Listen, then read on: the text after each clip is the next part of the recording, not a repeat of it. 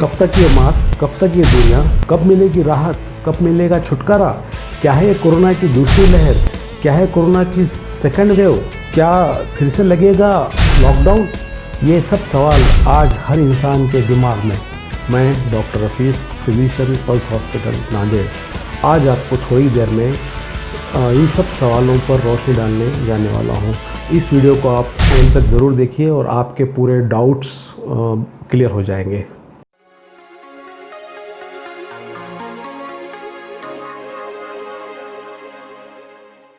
दोस्तों, इतिहास गवाह है, आज से 100 साल पहले जो स्पेनिश फ्लू की महामारी पैंडेमिक आई थी, उसमें भी दूसरी वेव आई थी और वो काफ़ी तेज़ और काफ़ी ख़तरनाक थी और काफ़ी करोड़ों में लोग उसमें मारे गए। कितने खुश थे हम, ये केसेस कम होना शुरू हो गए थे, दिवाली आने वाली थी, ठंडी का मौसम था, लगातार केसेस में गिरावट आ रही थी, रिकवरी रेट अराउंड 90% था। अचानक फिर से केसेस बढ़ने लगे। दोस्तों, हमारे प्रधानमंत्री नरेंद्र मोदी और हमारे हेल्थ मिनिस्टर हर्षवर्धन और ICMR के डायरेक्टर, ये लोगों ने हमें चेतावनी दी है कि आने वाले 3-4 महीने बहुत अहम हैं और ज़्यादा से ज़्यादा हम इसमें सावधानी बरतें। मैं आज इस वीडियो में आपको ये कोरोना वायरस की दूसरी लहर क्या है या सेकेंड वेव क्या है, इसकी वजह या इसके कारण क्या हैं और इसे कैसे हैंडल करें और कैसे इससे मैनेज करें और क्या फिर से लॉकडाउन लग सकता है, इस बारे में रोशनी डालूंगा। दोस्तों, ये जब कोई भी महामारी या पैंडेमिक आती है, उसमें सेकेंड वेव एक बहुत इम्पॉर्टेंट स्टेज होती है। पहले तो एक जगह से काफ़ी केसेस आना शुरू होते हैं, केसेस में तेज़ी से बढ़ोतरी होती है, फिर वहाँ पर पीक यानी कि उसकी चोटी तक केसेस पहुंचते हैं, फिर बाद में धीरे धीरे से केसेस में गिरावट आती है, फिर बाद में कुछ हफ्तों बाद आबादी के कुछ दूसरे हिस्से से नए केसेस और ज़्यादा तेज़ी से आना शुरू हो जाते हैं और ये तेज़ी से बढ़ने लगते हैं। इसी को कोरोना की सेकेंड वेव या पैंडेमिक की सेकेंड स्टेज या दूसरी लहर कहते हैं। जैसे कि हम देख रहे हैं आज की डेट में पूरे विश्व में, ख़ास तौर पे यूरोप में और नॉर्थ अमेरिका में, जापान में और कुछ हिस्से में चाइना के दूसरी लहर आ चुकी है और उनको लपेटे में ले चुकी है। उसी तरह हमारे मुल्क में भी कुछ राज्यों में जैसे कि दिल्ली, केरल, बंगाल, राजस्थान और छत्तीसगढ़ बदकिस्मती से सेकेंड वेव के लपेट में आता जा रहा है। हम देखेंगे कि ये सेकेंड वेव आने के मेन रीज़न्स, मेन कारण क्या है। इसके टोटल 8 कारण हैं। उसमें से कारण नंबर 1, पहला कारण है लॉकडाउन में ढिलाई। दोस्तों, कंटिन्यूअस एक साथ लॉकडाउन से हमारी इकोनॉमी, हमारी अर्थव्यवस्था पर इसका ख़राब असर पड़ रहा था। आम आदमी, गरीब आदमी भुखमरी की वजह से, बेरोज़गारी की वजह से परेशान हो रहा था। इन सब हालात को देखते हुए हमारी गवर्नमेंट ने लॉक ओपन यानी कि रिलैक्सेशन लॉकडाउन में देने का तय किया और स्टेप वाइज स्टेजेस में लॉक ओपन की क्रिया शुरू की। मार्केट्स खुलने लगे, बाज़ार खुलने लगे, गर्दी बढ़ने लगी, मॉल्स खुलने लगे, धीरे धीरे से होटल्स, जिम्स वगैरह सब चालू हो गए। उसमें लोगों ने, शासन ने तो कहा था कि लोग अपनी पाबंदी से और सावधानी से सोशल डिस्टेंसिंग, मास्क का इस्तेमाल और सैनिटाइजेशन वगैरह करें, लेकिन लोगों ने उस पर उतना सख्ती से अमल नहीं किया। ये एक वजह है कि जब लोग आपस में इकट्ठा एक जगह पर काफ़ी आते हैं तो ये इन्फेक्शन एक दूसरे को लगता है। तो ये एक रीज़न हो गया लॉकडाउन में रिलैक्सेशन। दूसरी वजह है बिहेवियरल फटीग। ये बिहेवियरल फटीग क्या होता है दोस्तों? ये आम इंसान की एक फितरत होती है कि बार बार जब कोई चीज़ उसको कही जाती है, जैसे कि मास्क लगाना, सोशल डिस्टेंसिंग, हैंड वॉश, तो धीरे धीरे से उसकी अहमियत ख़त्म हो जाती है।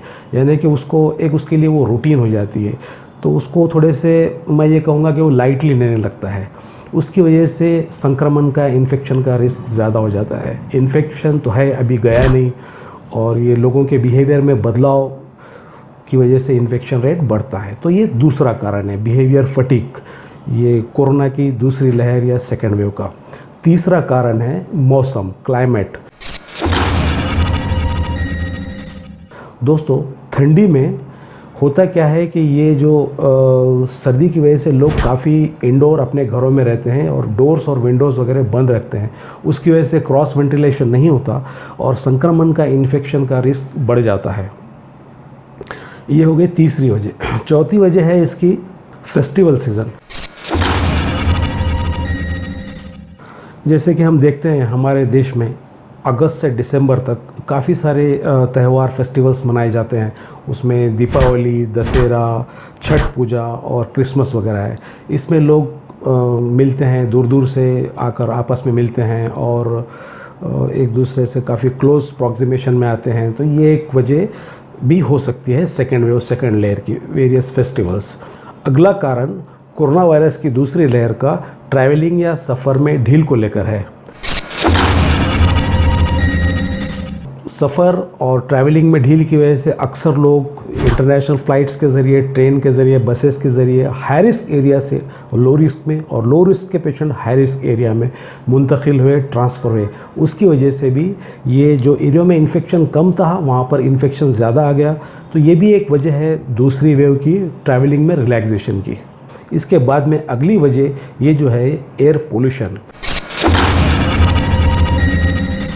एयर पोल्यूशन दोस्तों, जैसे ही लॉक ओपन हुआ, ट्रैफिक स्टार्ट हो गई, पब्लिक रोडों पर व्हीकल्स पर निकलना शुरू हो गई, फैक्ट्रीज चालू हो गए, उनके केमिकल पदार्थ, गैसेस, केमिकल गैसेस और पेट्रोल डीजल की गाड़ियों से निकलने वाले गैसेस की वजह से हवा में आलूदगी या पोल्यूशन बढ़ गई और उसकी वजह से जो दमे के मरीज़ रहते हैं उनमें इन्फेक्शन का रेट बढ़ता है और ये एक वजह एयर पोल्यूशन की हो सकती है इस सेकेंड वेव को लाने में।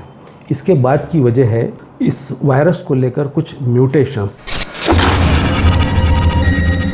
ये भी कुछ साइंटिस्ट ने देखा है कि वायरस म्यूटेट करता है, जेनेटिकली इसमें तब्दीलियाँ आती हैं। तो ये भी एक कारण बताया जा रहा है कि जिसकी वजह से री इन्फेक्शन या सेकेंड इन्फेक्शन वगैरह हो सकता है। आखिरी वजह इसके बाद की ये है कि हमारी गवर्नमेंट ने टेस्टिंग का रेट काफ़ी बढ़ा दिया। हर रोज़ डेली 10 लाख से ज़्यादा टेस्टिंग आज की डेट में हमारे देश में हो रही है। तो ये भी वजह है कि असिम्प्टोमेटिक केसेस, कैरियर्स वो भी सामने आ रहे हैं। तो ये सारे कारण, ये सारे वजूहात थे सेकेंड लेयर या कोरोना की दूसरी लहर को लाने में। अब सवाल पैदा होता है कि इससे कैसे बचें। तो फ्रेंड्स, इसमें दो चीज़ें हैं। एक तो इसमें पब्लिक का रोल है और बाद में गवर्नमेंट प्रशासन का रोल है। पब्लिक ने वो सारी चीज़ें, वो सारी सुरक्षा उपाय जो पहले वेव में अपनाए थे वो फिर से इन्हें दोहराना पड़ेगा, वो लेकर चलना पड़ेगा। कोरोना अभी गया नहीं, कोरोना अभी ज़िंदा है। मास्क, सैनिटाइजेशन, सोशल डिस्टेंसिंग इन्हें अपनाना पड़ेगा और केयर लेनी पड़ेगी, सावधानी बरतनी होगी आगे के 3-4 महीने। ये हो गई पब्लिक की, अवाम की जिम्मेदारी। इसके बाद में गवर्नमेंट प्रशासन के को भी सतर्क रहना है। उन्हें भी केसेस को आइडेंटिफाई करना है, पहचानना है, उन्हें प्रॉपर ट्रीटमेंट की व्यवस्था उनकी करवानी है, उन्हें आइसोलेशन में रखना है, उनके कॉन्टैक्ट ट्रेसिंग को ढूंढना है, उन्हें टेस्टिंग करना है, उन्हें भी आइसोलेट करना है। यानी हर केस को ढूंढ निकालना है, उसे ट्रीटमेंट देना है और उसे आइसोलेट करना है। तो इसमें गवर्नमेंट के अंडर में जो भी मशीनरीज आती हैं उनका बहुत अहम रोल है। तो पब्लिक का भी रोल है, गवर्नमेंट मशीनरीज का भी रोल है। इस तरीक़ा से हम इस पैंडेमिक सेकेंड वेव पर कंट्रोल पा सकते हैं। अब एक सवाल यहाँ पर पूछा जा रहा है कि क्या फिर से लॉकडाउन लगेगा। तो दोस्तों, कोरोना वायरस का बिहेवियर हमने गर्मियों में तो देखा है, सर्दियों में हमने इस वायरस का बिहेवियर कैसा रहेगा, इसका बर्ताव कैसा रहेगा, ये हमने नहीं देखा। तो ये बताना काफ़ी मुश्किल है कि आज के डेट में लॉकडाउन लगेगा या नहीं लगेगा।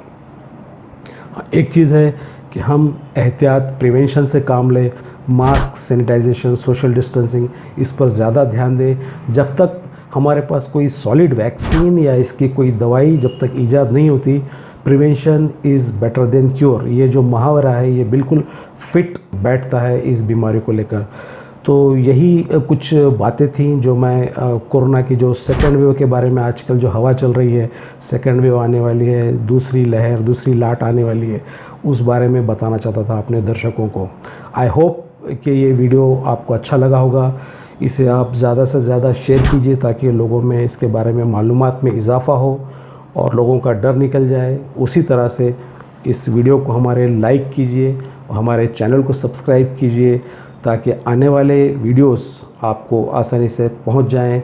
तो जल्दी मिलते हैं किसी और विषय पर बात करने के लिए, कोई और तारीख और दिन। तब तक के लिए take care, see you, bye. Thank you very much, धन्यवाद।